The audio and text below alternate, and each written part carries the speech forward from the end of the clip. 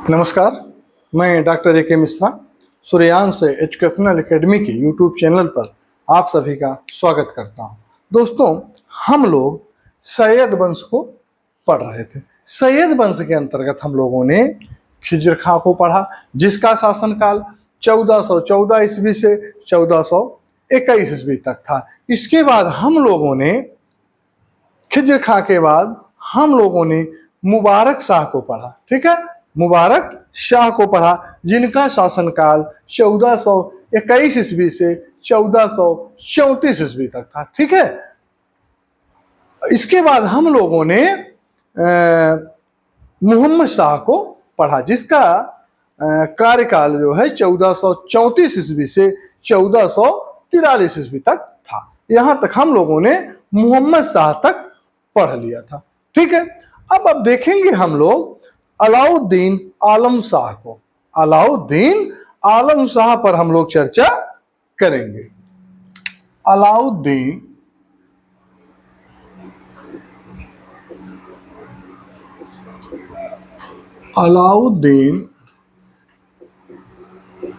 आलम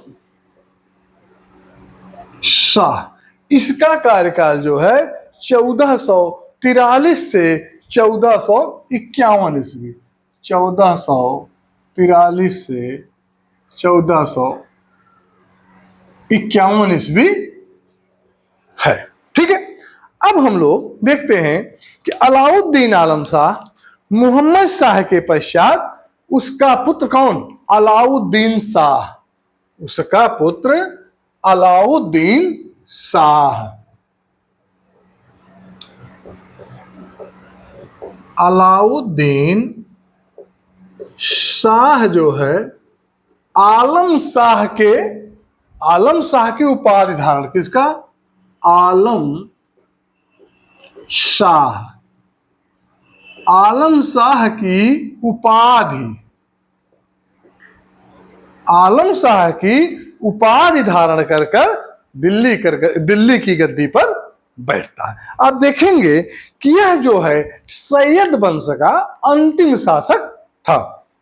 यह सैयद वंश का अंतिम शासक था, जो अपने वंश शासकों में सर्वाधिक जो है क्या हुआ? अयोग्य सिद्ध हुआ। यह जो है सर्वाधिक, सबसे अयोग्य शासक माना जाता है। किसको? अलाउद्दीन आलम शाह को।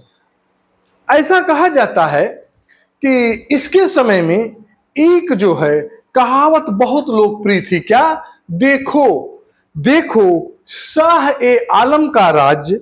एक कहावत क्या कही गई? देखो देखो शाह ए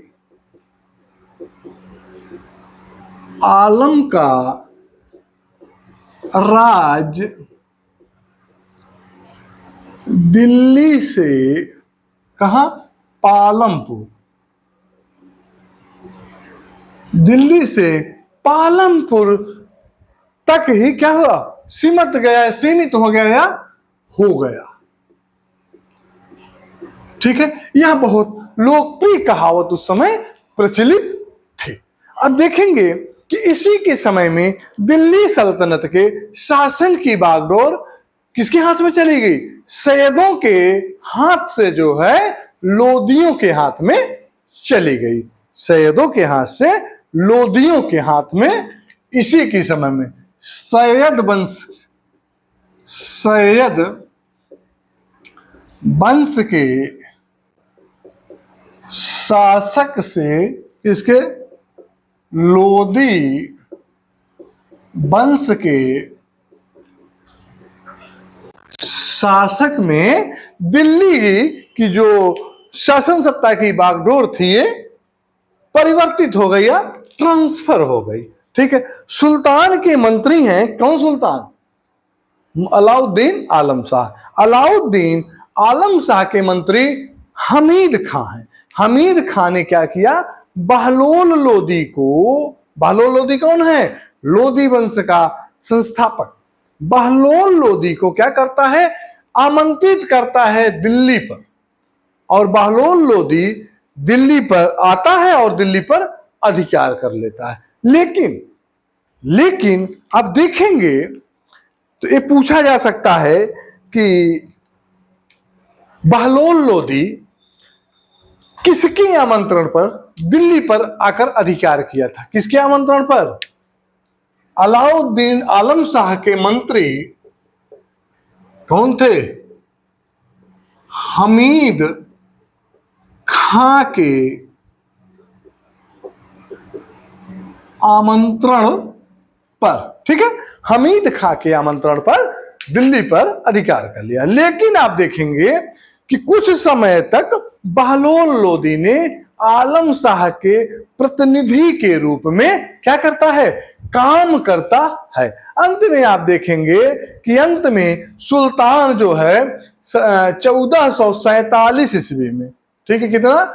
1447 ईस्वी में अंत में सुल्तान जो है 1447 ईस्वी में क्या करता है? 1447 ईस्वी में बदायूं चला जाता। कहां? बदायूं जो है चला जाता है, क्योंकि वह जो है वहीं अस्थायी रूप से बदायूं जाकर बस जाता है। क्योंकि इसके पूर्व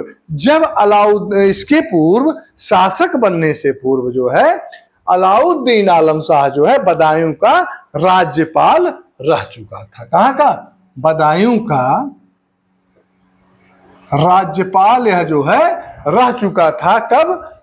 शासक बनने से पूर्व।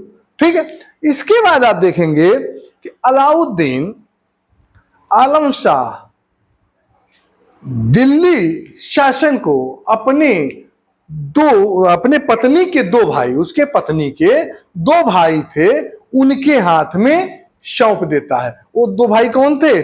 शहना ए शहर व अमीर कोहे। ठीक है, शहना ए शहर व अमीरे कोहे को सौंप देते हैं। लेकिन आप देखेंगे कि शीघ्र ही क्या होता है? दिल्ली की सत्ता के लिए दोनों भाइयों में क्या होता है? दिल्ली की सत्ता के लिए दोनों भाइयों में संघर्ष होता है, जिसमें से एक मारा जाता है। जब एक मारा जाता है तो दूसरे को क्या? दूसरे को दिल्ली की जनता ने मार डाला। दिल्ली की जनता दूसरे शासक के रूप में जो दोनों भाइयों में बटा था उनको दिल्ली की जनता ने मार डाला। और इस प्रकार मौका पाकर बहलोल लोदी ने लोदी वंश के नाम से एक नए राजवंश की स्थापना 1451 ईस्वी में करी। ठीक है, 1451 ईस्वी में करी थी। ऐसा माना जाता है कि जब इन दोनों भाई मर गए थे, दोनों भाई आपस में युद्ध करके मर जाते हैं, एक को मारता है, दूसरे को दिल्ली की जनता मार देती है। उस समय अभी राजा शासक जिंदा है। कौन? अलाउद्दीन आलम शाह। अलाउद्दीन आलम शाह फिर क्या करता है? ऐसा कहा जाता है कि 1451 ईस्वी में अलाउद्दीन आलम शाह ने बहलोल लोदी को दिल्ली का राज पूर्णतः सौंप दिया। और उसकी मृत्यु कब हो रही है? इसकी जो मृत्यु हो रही है ये 1476 ईस्वी में, 1476 ईस्वी में इसकी जो है मृत्यु हो जाती है। ठीक है, अब इसके बाद हम लोग किसको पढ़ेंगे? इसके बाद हम लोग पढ़ेंगे लोदी वंश को। प्रथम जो है अफगान राज्य लोदी वंश, इसका जो शासनकाल है 1451 ईस्वी से 1526 ईस्वी। पानीपत के प्रथम युद्ध जब होता है, जिसमें बाबर की विजय होती है, उसी समय बाबर इसको विजित करके मुगल वंश की स्थापना करता है। ठीक है, या तो हम लोग जो है किसको पढ़ेंगे? बहलोल लोदी को। तो ऐसा लोदी वंश का संस्थापक कौन है? लोदी वंश का संस्थापक हम लोग बहलोल लोदी को मानते हैं। पहले तो ये देखा जाए लोदी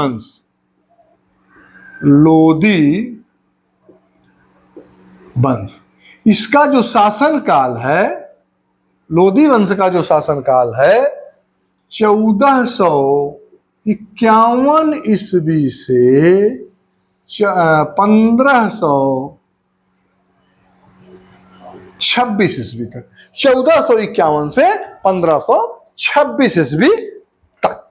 ठीक है, अब आप देखेंगे कि ये जो है प्रथम अफगान राज्य है, ये जो है प्रथम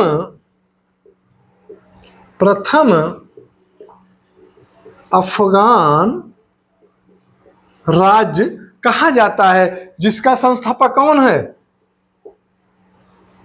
जिसका संस्थापक है बहलोल लोदी। और इसका राजधानी कहाँ है? इसकी राजधानी कहाँ है?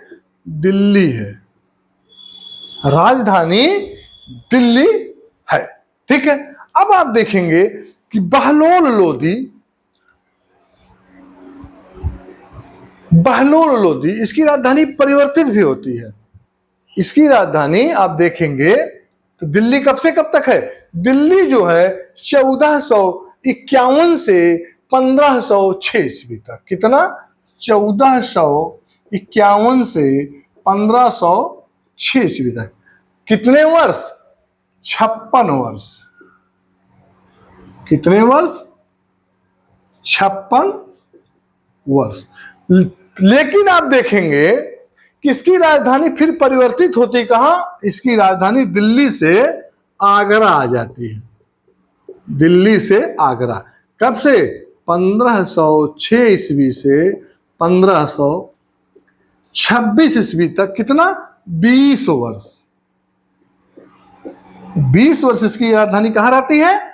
आगरा रहती है। ठीक है, आप देखेंगे कि सैयद वंश के अंतिम सुल्तान अलाउद्दीन आलम शाह द्वारा राज्य त्यागने के पश्चात दिल्ली में पुनः क्या होता है?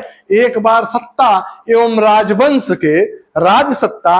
राजवंश का जो है परिवर्तन होता है। सैयदों का स्थान कौन लेता है? सैयदों का स्थान अब लोधियों ने ले लिया। लोधियों ने ले लिया। बहलोल लोधी जो है प्रथम अफगान राज्य की क्या करता है? स्थापना करता है। सैयदों के समान लोधियों को भी विषम परिस्थितियों का सामना जो है करना पड़ा। परंतु आप देखेंगे कि जो सैयद हैं, सैयद की अपेक्षा जो है लोधी वंश के जो लोग हैं ये अधिक दृढ़ता पूर्वक जो है इन परिस्थितियों का या इन विपरीत परिस्थितियों का क्या करते हैं? सामना करते हैं। और लोधियों के उदय के साथ ही दिल्ली सल्तनत के विघटन की जो है प्रक्रिया पूरी हो गई। लोधियों का स्थान कौन ले रहा? मैंने बताया कि लोधियों का स्थान 1526 में कौन लेता है? मुगलों ने ले लिया। ठीक है, तो आप देखेंगे लोधी जो है वीर और साहसी अफगानी थे। लोधी वीर और साहसी अफगानी थे। इनमें से अनेक जो है अनेक व्यापारियों के रूप में भारत आए। ठीक है, फिर आप देखेंगे कि अफगानों ने दिल्ली सल्तनत की सेवाएं कर कर अपने को सेना एवं प्रशासन में महत्वपूर्ण पद प्राप्त कर लेते हैं। और तुगलकों के समय अफगानों का राजनीतिक उत्कर्ष हुआ। यह उत्थान बहराम के समय से शुरू हुआ, बहराम शाह के समय से शुरू होता है। ठीक है, तो अब हम लोग इसके प्रमुख शासक, किसके? लोधी वंश के। लोधी वंश का जो प्रमुख शासक है कौन है? बहलोल लोधी। ठीक है,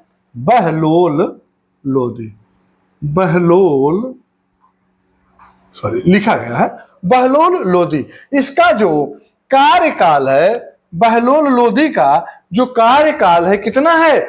1451 से 1451 से कितना? 1489 तक, 1489 ईस्वी तक जो है कौन रहता है? बहलोल लोधी जो है दिल्ली की गद्दी पर बैठता है। आप देखेंगे कि इस वंश की स्थापना, मैंने बताया कि इस वंश की स्थापना बहलोल लोदी ने किया था। और इसके पिता का क्या नाम था? इसके पितामह या पिता का नाम मलिक बहराम था। इसके पिता का नाम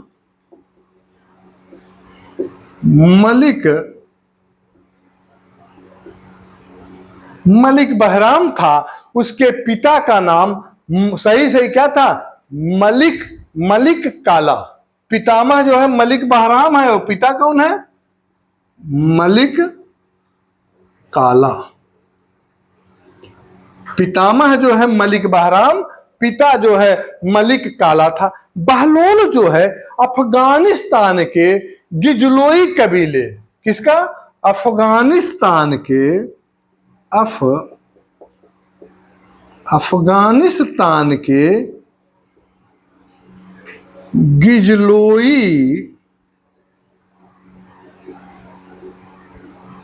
गिजलोई कबीले के महत्वपूर्ण शाखा कौन? साहू खेल।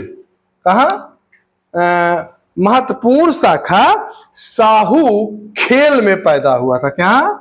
साहू खेल में पैदा जो है हुआ था। वह जो है दौराला का प्रशासक था। कहां का? दौराला। वह जो है दौराला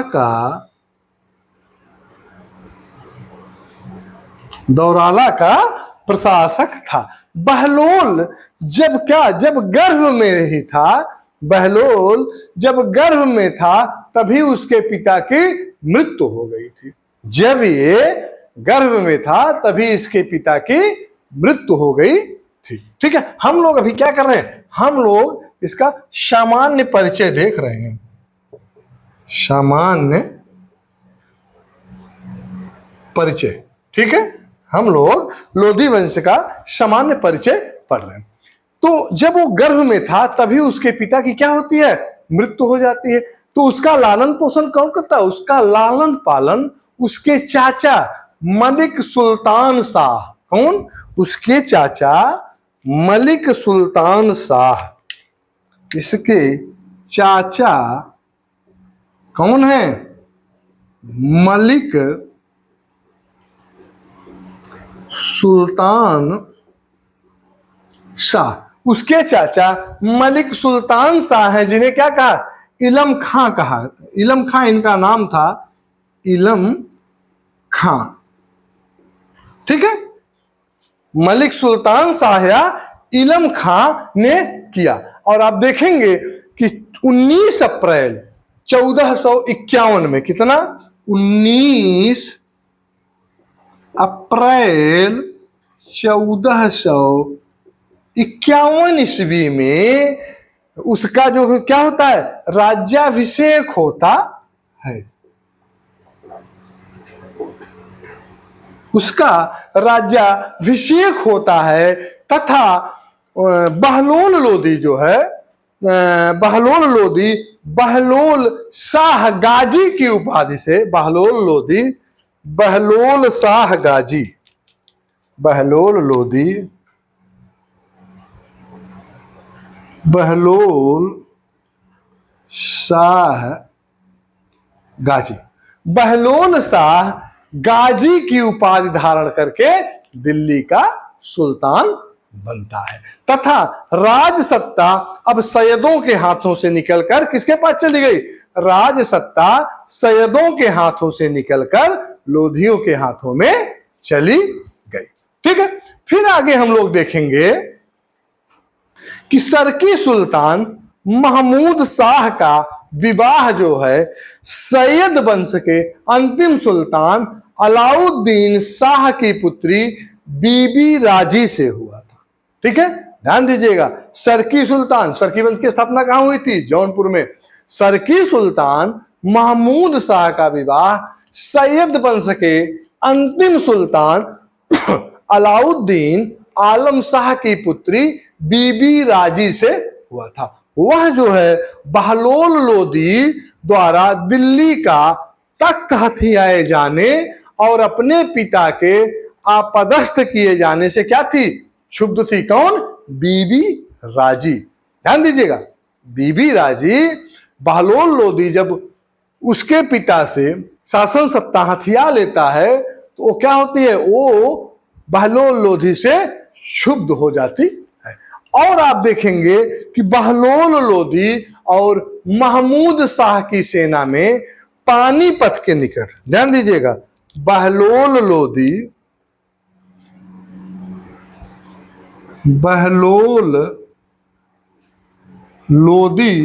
प्लस कौन, महमूद शाह जो सरकी वंश का है, सरकी महमूद शाह की सेना में पानीपत के निकट, पानीपत के निकट एक स्थान है, क्या है, नरेला। एक स्थान है नरेला। नरेला नामक स्थान पर क्या होता है, युद्ध होता है। आरंभ में सरकी सेना बड़ी वीरता से लड़ी, परंतु महमूद शाह के अफगान सेनापति दरिया खां, महमूद शाह का जो अफगान सेनापति है कौन है, दरिया शाह।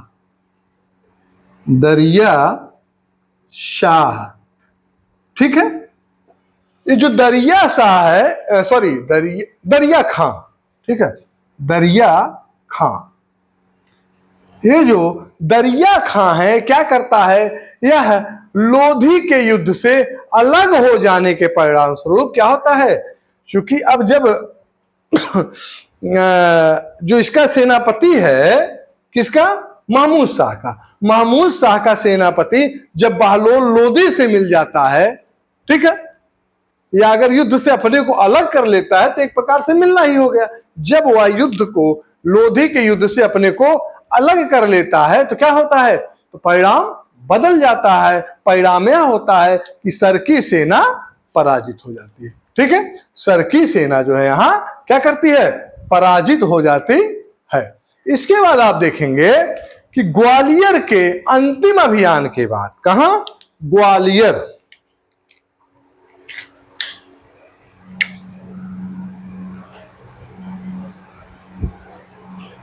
ग्वालियर के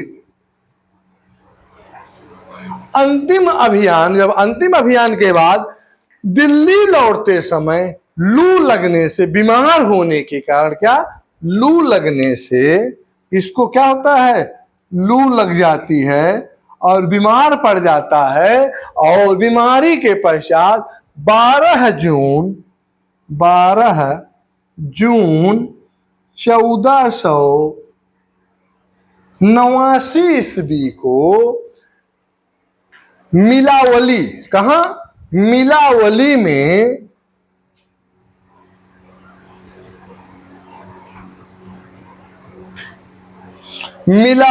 में बहलोल लोधी की मृत्यु हो गई।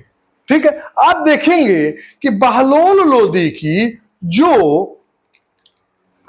या ऐसा कह सकते हैं कि जौनपुर राज्य का दिल्ली सल्तनत में विलयन या विलय करना बहलोल लोधी की सबसे महत्वपूर्ण उपलब्धि थी।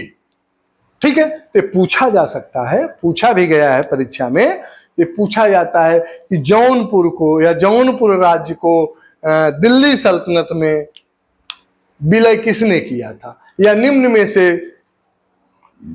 लिख देगा विलयन की घटना किसके द्वारा हुई, जौनपुर राज्य की कई नाम दे देगा तो आपको याद होना हो चाहिए, बहलोल लोधी। इसकी सबसे महत्वपूर्ण जो है एक उपलब्धि थी। ठीक है, और आप देखेंगे कि दिल्ली सल्तनत के सभी शासकों में, दिल्ली सल्तनत में जितने भी शासक हुए हैं उन सभी में सबसे अधिक समय, सर्वाधिक समय कितना, 38 वर्ष, सर्वाधिक समय 38 वर्ष तक किसने, बहलोल लोधी ने शासन किया। कितना, सबसे ज्यादा 38 वर्ष तक। ठीक है, इसके बाद आप देखेंगे कि तारीखे सलातीने। कौन? तारीखे सलातीने।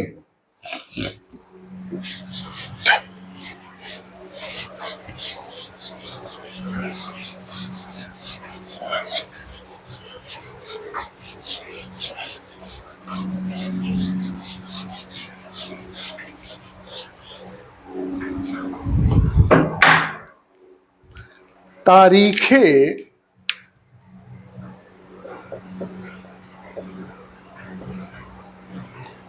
या इसे लिखा जा सकता है तारीख ए सलातीन।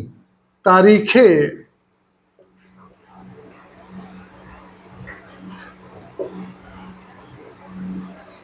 तारीखे सलातीने अफगान के लेखक अहमद यादगार। कौन है इसका जो है अफगान लेखक है?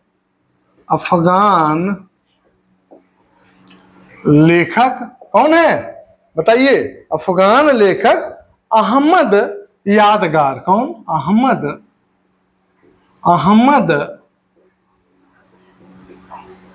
यादगार। तारीखे सलातीने का जो लेखक है अफगान का है कौन? अहमद यादगार का कहना है कि बहलोल लोदी सिंध विजय के साथ ही चित्तौड़ पर विजय प्राप्त करने के साथ ही कहां? सिंध पर। पहला कहां? सिंध पर, फिर कहां? चित्तौड़ पर, फिर कहां? चित्तौड़ पर विजय प्राप्त करने के साथ ही साथ कहां? ग्वालियर के राजा। कहां? ग्वालियर के राजा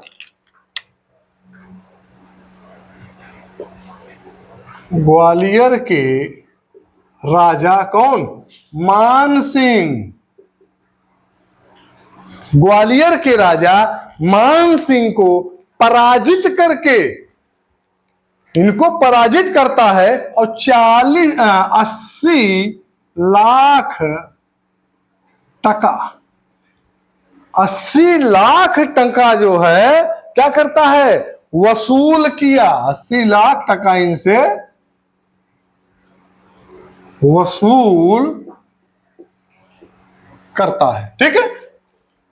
तारीखे सलातीने के लेखक जो अफगानी लेखक हैं अहमद यादगार, वो अपने इस पुस्तक में कहते हैं कि सिंध पर विजय करता है, चित्तौड़ पर विजय करता है, साथ ही साथ ग्वालियर के राजा मान सिंह को हराकर या पराजित करके 80 लाख टका जो है वसूल करता है। कौन? बहलोल लोदी। इसके बाद आप देखेंगे दिल्ली सल्तनत पर शासन करने वाला यह प्रथम अफगान वंश था। उसने बहलोल सिक्के प्रचलित किए। क्या? बहलोल सिक्के। या बहलोली सिक्के या बहलोल सिक्के का क्या करता है? सिक्के का प्रचलन करता है। तो वहीं आप देखेंगे वह जो है राज दरबार में, ये सबसे बड़ा इंपॉर्टेंट है, ध्यान दीजिएगा, बहलोल लोदी राज दरबार में जो है सिंहासन पर ना बैठकर अपने दरबारियों के बीच में बैठता था। ठीक है। बहलोल लोदी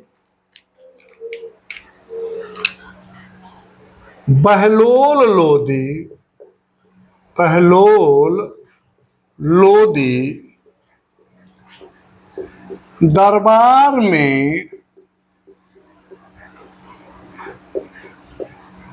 सिंहासन पर न बैठकर कहां बैठता था? अपने दरबारियों के बीच में बैठता था। यह क्वेश्चन पूछा गया है कई बार कि वह कौन सा शासक है जो अपने सिंहासन पर ना बैठकर अपने दरबारियों के बीच में बैठता था? तो कौन है? बहलोल लोदी। ठीक है। बहलोल लोदी है।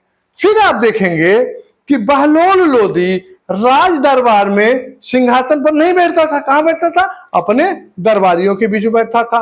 और वह अपने सरदारों को, यह जो है अपने सरदारों को क्या कहता है?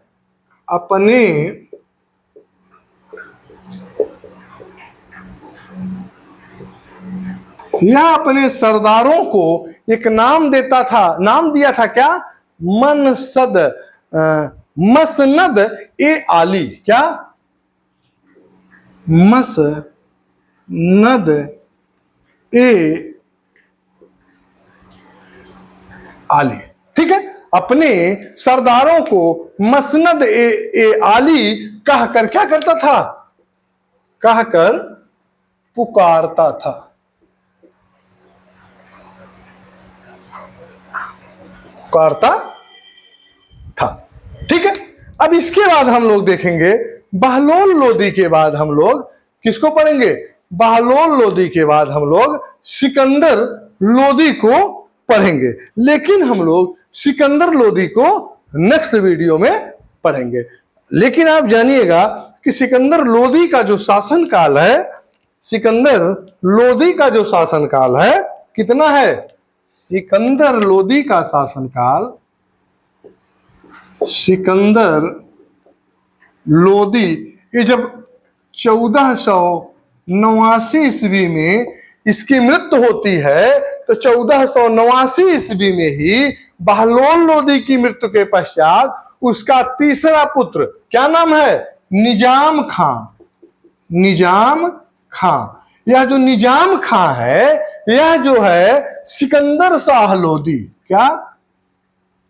सिकंदर शाह लोदी के नाम से या लोदी की उपाधि धारण करके दिल्ली के गद्दी पर कितना? 14 जुलाई 1489 ईस्वी को बैठता है।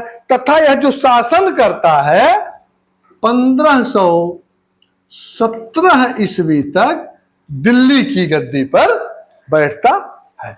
आप देखेंगे कि इसकी जो मां है, इसकी माता जैबनत सुनार की पुत्री थी।